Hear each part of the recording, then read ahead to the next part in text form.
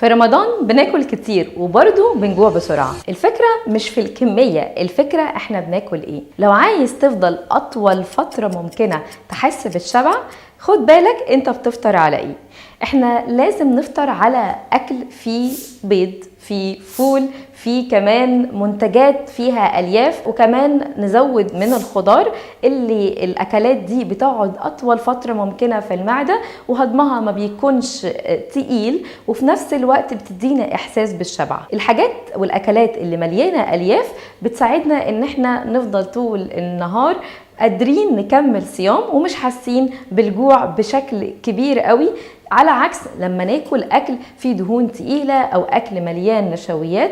ده بيخلينا نحس بالجوع السريع، وكمان بيخلي المعدة مش مرتاحة والجسم كسلان. فعشان كده لو بتشتكي من الجوع الكتير في رمضان، خد بالك انت بتفطر على ايه.